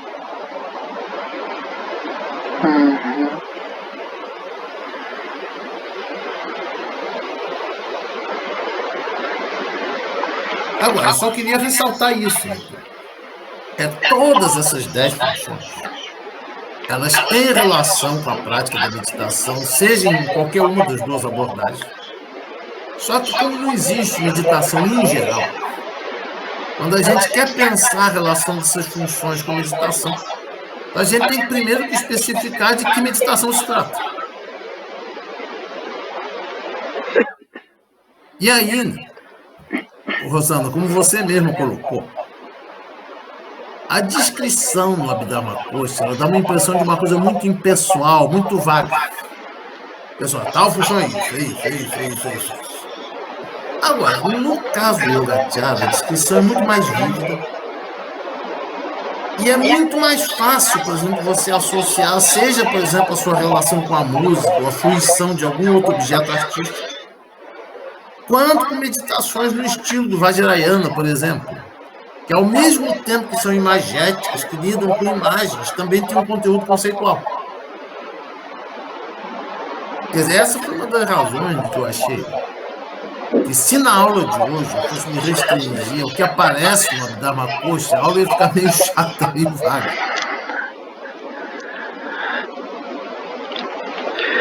Professor, eu tenho... Não estou ouvindo, acho que vocês estão querendo falar alguma coisa. Sim. Professor, agora tem uma pergunta. Qual a importância desses ensinamentos do tratado nas escolas do Sul, do Hinayana, do veículo básico? Gostaria que o senhor explanasse um pouco sobre isso. Isso é uma coisa muito simples. Isso que vocês chamam de veículo básico Na verdade, são aquelas escolas mais antigas do budismo. Então, por exemplo, por um acaso histórico, o Abhidharma Kosha, que é um Abhidharma que vem da escola Sarvastivada, ele foi transmitido, por exemplo, no Tibete, na China e na Coreia, no Japão. Então entrou essa tradição. Agora, nos países do Theravada, tipo Myanmar, Tailândia, Sri Lanka, você tem uma outra literatura do Abhidharma que é escrita em Pali, que trabalha com categorias muito semelhantes, muito parecidas com isso tudo que eu estou dizendo. Só que tem listas que são um pouco diferentes, os tópicos são compreendidos de uma maneira levemente diferente. E em termos de conteúdo, é quase a mesma coisa. A única coisa que eu falei hoje, que tem uma diferença grande em relação ao Theravada, ao budismo do Sudeste da Ásia, é o aspecto do Yogacara, que ele é o ensinamento do Mahayana. Então, quando a gente entra no Yogacara, e é Mahayana mesmo, não tem muito como comparar. Agora, o que a gente tem que pensar é o seguinte: existem pessoas ainda hoje que acreditam, por exemplo, que o Canon Pali, que o Theravada é a forma mais antiga de budismo, e que todas as escolas, até mesmo do budismo mais antigo, veio tudo do Theravada. Isso é falso. Quer dizer, no início, se falava que existiam no budismo mais antigo 18 escolas. Dentre essas 18 escolas, tinha o Sarvastivada, que vai estar na base desse tratado que a gente está estudando. E tinha uma escola chamada Vibhadyavada, que é, por assim dizer, a avó do Theravada. Ou seja, o Vibhadyavada vai para o Sri Lanka, vai para o Sudeste da Ásia, e com o passar do tempo ele vai se transformando em Theravada. Mas ao nível do conteúdo, claro, eles têm listas diferentes, eles enumeram a coisa de maneira diferente. Tem categorias que tem no Abhidharma Kosha que não tem no Abhidharma do Theravada. Mas, em linhas gerais, é mais ou menos o mesmo universo.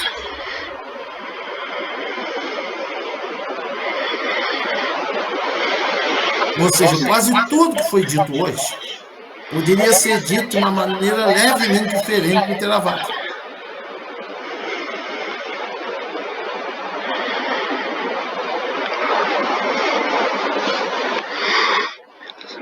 Não fala nada daí de natureza da mente, né, prof?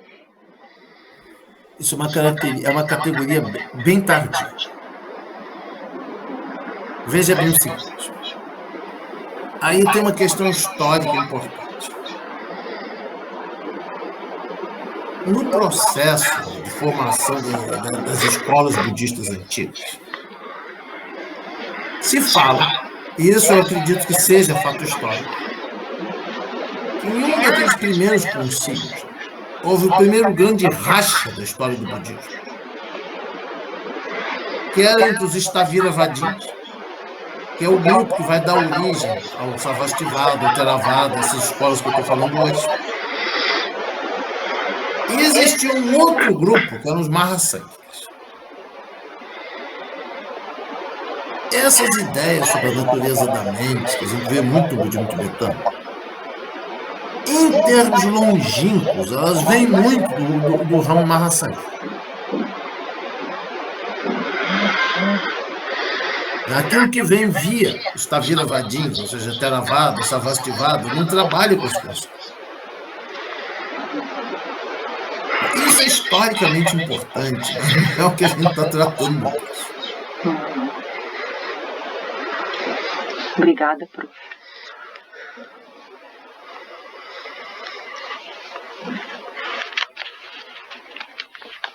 Eu acho que era essa mesma dúvida.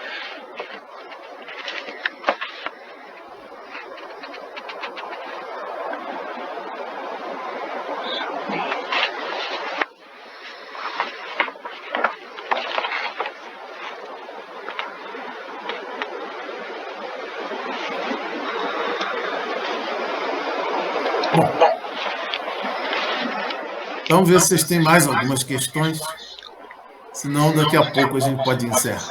É uma pena que o Hélio, que os outros membros não tenham podido participar, mas eu achei fundamental a gente dar continuidade. Espero que todo mundo ouça bem depois a gravação, para a gente poder dar continuidade aí ao nosso estudo.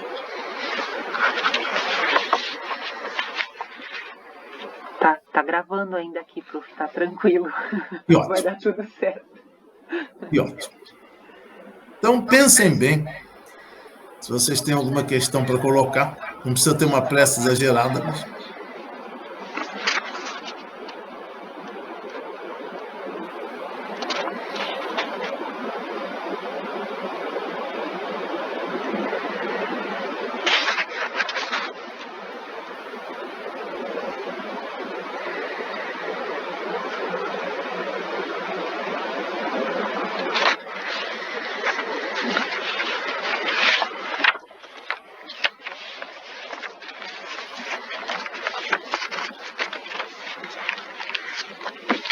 Prof, as emoções entram na categoria da consciência mental?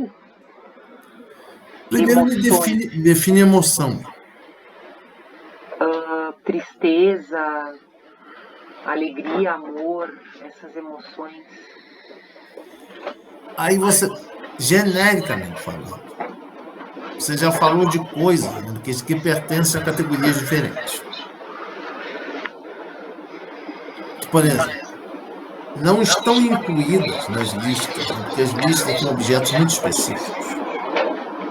Mas, por exemplo, a tristeza é uma coisa que entraria possivelmente na categoria das funções mentais não saudáveis.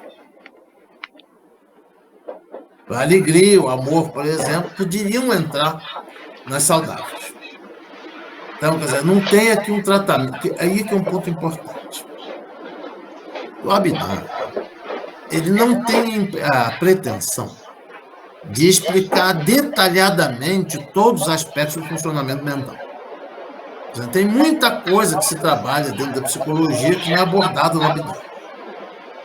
Mas o Abhidharma, ele é uma análise que tem um objetivo bem específico.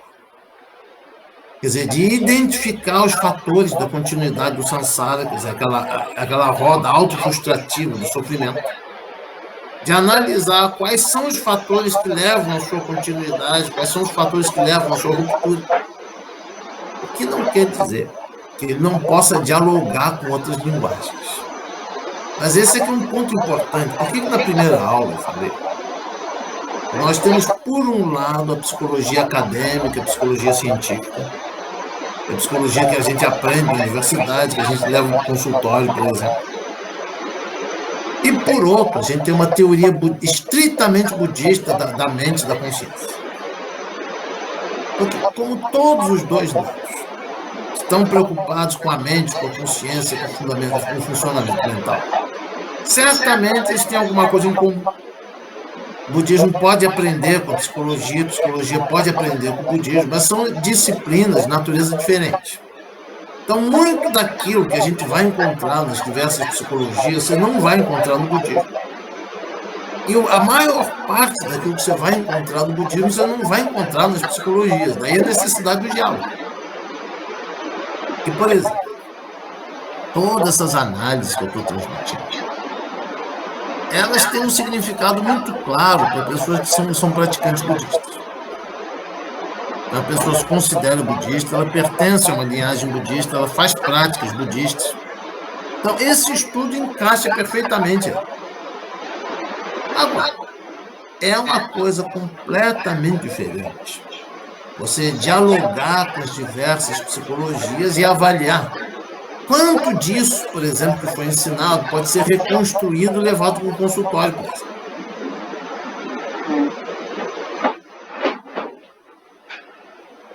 Que não é a mesma coisa. Não é. Quer dizer, aí é que é importante que pensa bem para as diversas psicologias. Pega o behaviorismo, a psicanálise, a psicologia analítica do Jung. Todas essas psicologias têm um foco em um determinado tipo de temática. Então, por exemplo, se você for pensar as emoções a partir de Freud, então, estão todas ligadas ao inconsciente, à estruturação do inconsciente, ao édipo, à repressão, a todos esses dados. No caso do behaviorismo, vai ser outra coisa. Então, cada psicologia encara os seus objetos, né? Inclusive até mesmo estabelece os seus objetos a partir de determinados pressupostos, determinadas preocupações. No caso do budismo é a mesma coisa, só que é diferente. Ou seja, eu não veria problema nenhum, por exemplo, em eu dar disciplinas do pensamento budista em uma faculdade de psicologia. Eu poderia dar, mas eu teria que explicar.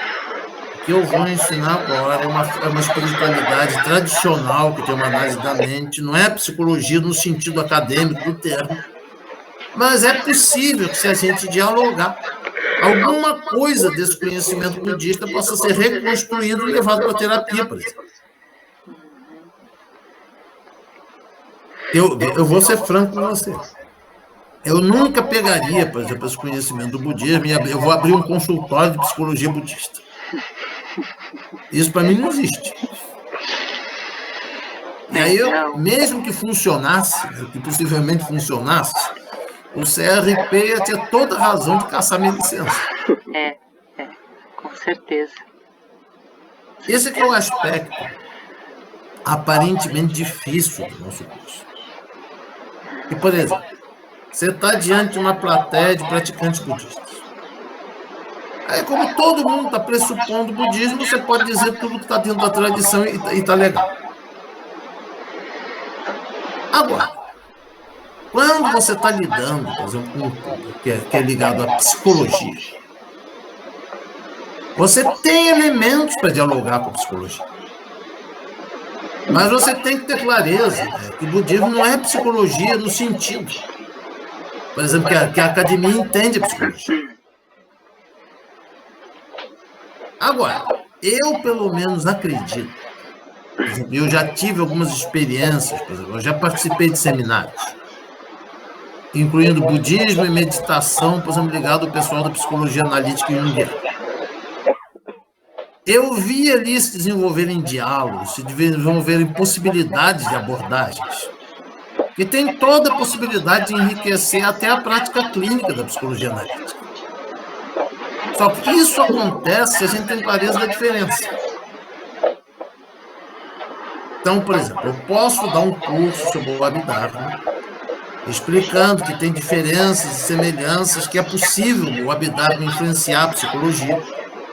Mas eu não posso dar um curso de Abhidharma para psicólogos como se eu estivesse dando um curso de behaviorismo e de psicologia analítica.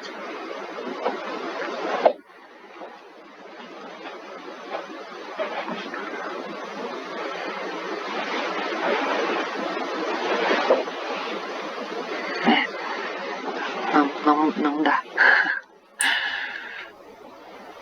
Uma última pergunta. Sim. No caso, a gente falou da música, né? No caso de um indivíduo que não tenha um dos sentidos, ou ele não enxergue, ou ele não escute, ele não vai ter essa consciência, ele não terá essa consciência.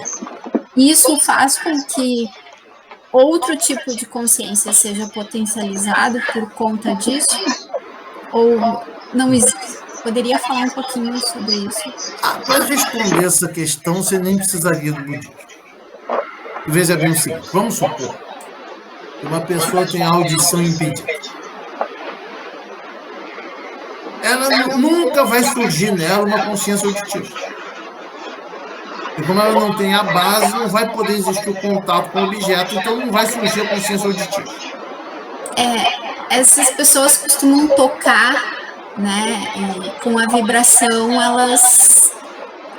Mas aí é uma consciência do Táctil. Tátil. Não, mas aí é que é o problema. Você veja bem. Existe um certo senso comum, que eu até acredito que seja científico, que nas pessoas que têm um dos órgãos impedidos, por exemplo, a audição, a visão, com compensação, as outras funções, os outros órgãos têm uma força exponencial. Então, por exemplo, uma pessoa que tem visão impedida, com muita frequência, por exemplo, ela tem uma audição muito acima da média das pessoas. Agora, o fato é que mesmo, por exemplo, uma pessoa que tem uma audição impedida, ela possa ter uma visão muito mais aguçada que o ser humano mediano, o fato é que ela não vai ouvir sons.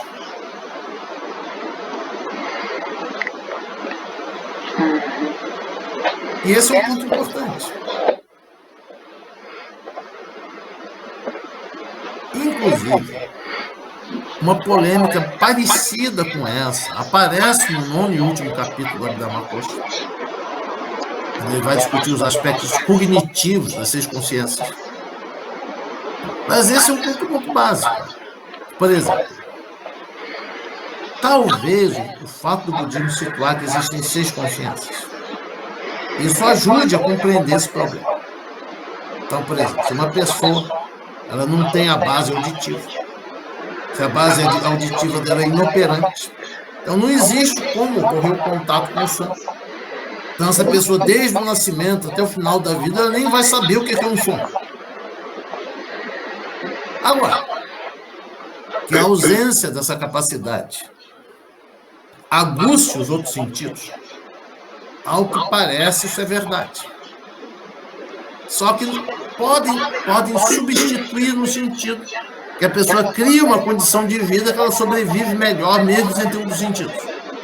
Mas esse sentido em particular, ele não vai atuar. Eu tenho uma grande amiga que me contou que ela conheceu um rapaz que tinha visão impedida de nascimento.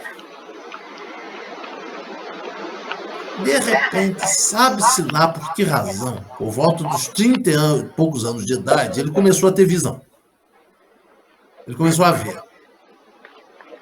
Ele ficou completamente aturdido, porque não tinha a menor ideia do que era aquilo.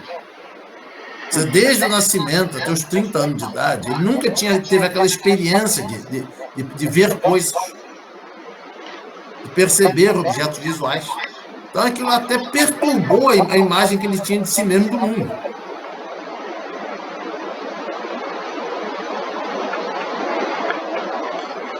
Uau. Certo? Obrigada. Não tem de quê. Não, veja bem. Hoje vocês fizeram perguntas muito boas por uma razão muito simples.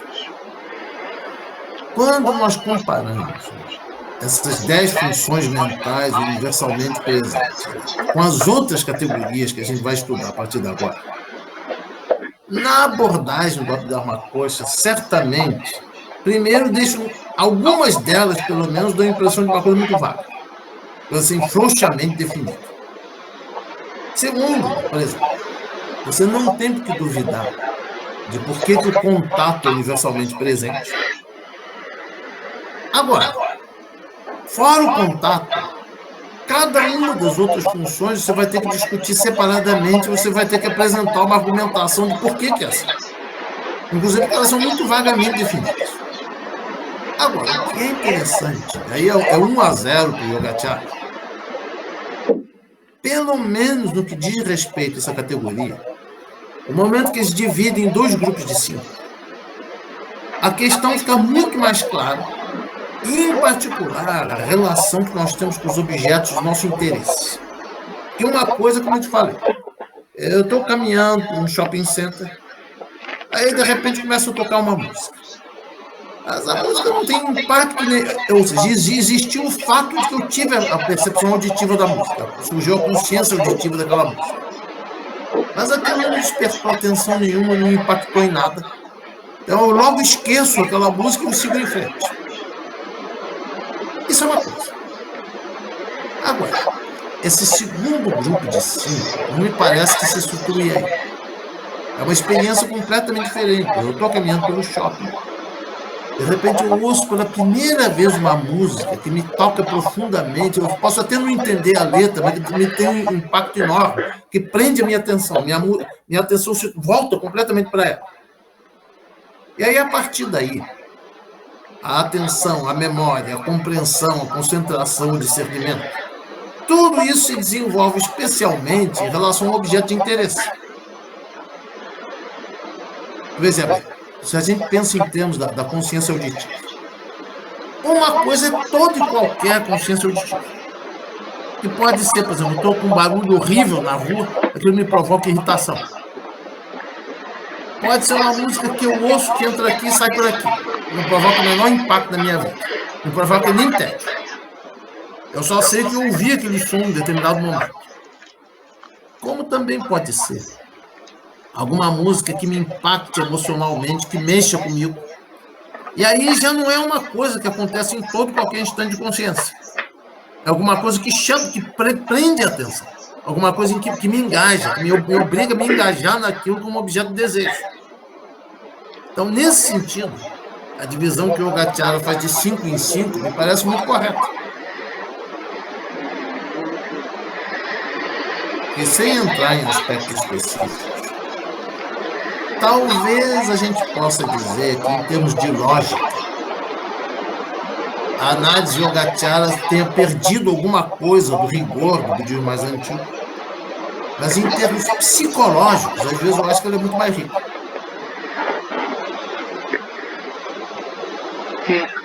Do que essas últimas 5 funções, realmente me passam uma forte impressão de que elas são exercidas em relação a alguma coisa que prende especialmente a nossa atenção. Eu posso contar vários casos para vocês, de coisas que eu vivi assim, de livros que me esperaram na mesma estante da livraria durante mais de 5 anos. Alguns deles, inclusive, ainda tenho aqui na minha biblioteca.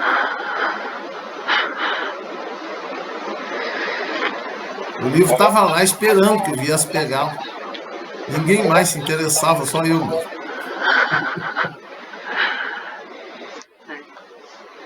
Tu não vai falar nada de livros?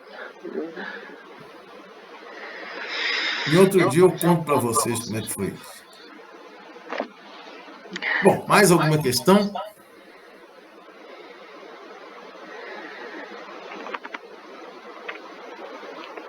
Tá tudo bem, prof. Tá ótimo. Então vamos fazer o seguinte. Obrigada. Muito obrigado. As questões que vocês colocaram me ajudaram muito a desenvolver o processo. Podem ter clareza, vocês me deram uma boa compreensão para desenvolver mais esses temas. Foram questões muito importantes que vocês colocaram. Agora, acredito eu que a partir da aula que vem, as coisas vão ser um pouco mais claras, vão ser um pouco mais fáceis de entender. Tá certo? Então, muito obrigado. Agradeço a persistência, a tenacidade de vocês e até a próxima aula. Gratidão. Muito obrigada. Tchau, tchau. Gachou. Gacho.